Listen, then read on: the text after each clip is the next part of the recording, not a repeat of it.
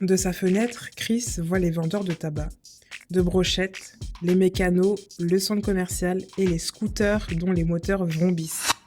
Leslie, elle, évoque l'architecture particulière de la Grande Borne et le sentiment de sécurité qu'elle a une fois dans son quartier. Jeudi 16 mars, la vue de leur fenêtre faisait l'objet d'une exposition photo au théâtre de Grigny qu'on appelle plus communément le TAG. Réalisée par Ernesto Timor, l'exposition était proposée par le Théâtre du Menteur en partenariat avec l'Amine Théâtre dans le cadre des Inattendus, un rendez-vous programmé un jeudi par mois dans l'idée de proposer un moment de création et de convivialité entre l'artiste et le public. Si Ernesto Timor habite Lyon depuis 2010, c'est bien à Grigny que ce projet qui mêle la photographie et le son a débuté fin 2019. Photographe depuis de nombreuses années, il a eu envie de capturer ces sujets en s'appuyant sur leur point de vue, leur manière de voir les choses. L'année 2020 arrive et le confinement s'installe. Le projet prend un autre tournant. Ernesto explique que les fenêtres sur le quartier auront rarement été autant scrutées, que ce soit avec une sensation d'étouffement ou une curiosité nouvelle pour cet espace miniature. Les déplacements étant très restreints à ce moment-là, les prises de vue se font au compte-gouttes. 3 ans plus tard, sa série se compose d'une 60aine de photos. Il a sillonné le territoire et glané des portraits à Grigny, Juvisy, Évry-Courcouronnes, Saint-Michel-sur-Orge et Paris, avant de se diriger vers Nantes, le Beaujolais, Lyon, les Alpes, Montélimar ou encore Sète. Pour accompagner ces photos, Ernesto Timor propose les traces sonores de ces rencontres.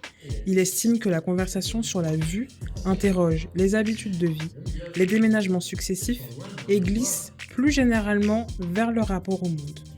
Des éléments que des photos seules n'auraient pas pu communiquer. Il y a vraiment une cohésion.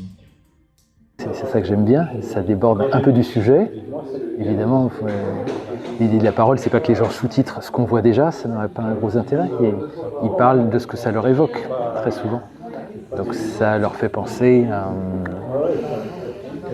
à une autre période. Alors ça peut être des périodes proches, les gens m'ont reparlé très facilement de leur expérience du confinement, où là, la fenêtre, c'était, selon les gens, un emprisonnement ou une évasion. On est arrivé ici en février 2018. Il neigeait d'ailleurs comme aujourd'hui, mais beaucoup plus. Et j'étais au 2e trimestre, voilà, donc j'ai commencé à avoir un petit bidon. Et puis, le confinement 2 ans après est arrivé avec un petit garçon.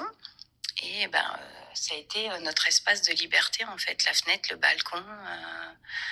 On a vu les fleurs pousser, la pluie tomber, et c'était aussi notre seul moyen d'évasion, en fait, à part d'aller au Intermarché ou à la boulangerie.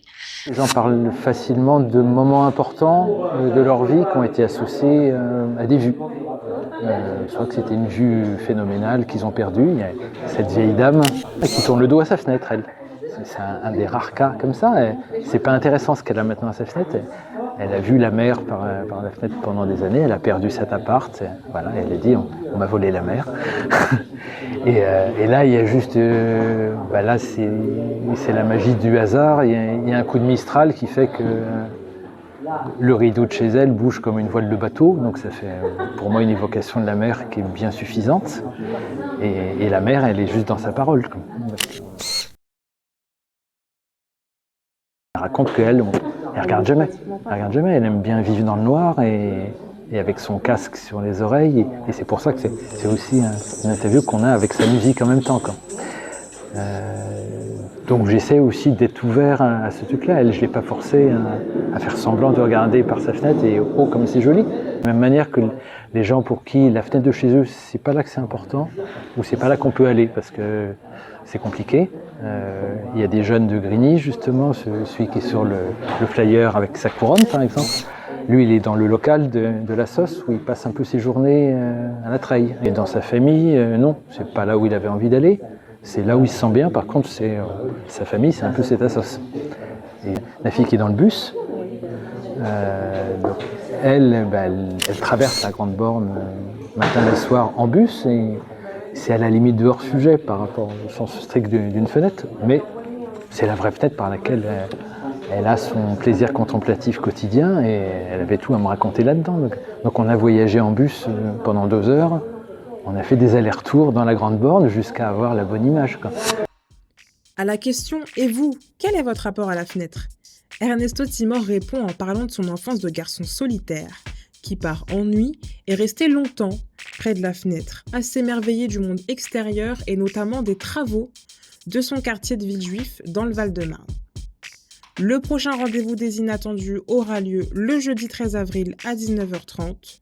Sur les planches, vous pourrez découvrir La beauté du souvenir, une pièce de théâtre qui redonne vie aux souvenirs des résidents d'un EHPAD de Corbeil-Essonnes.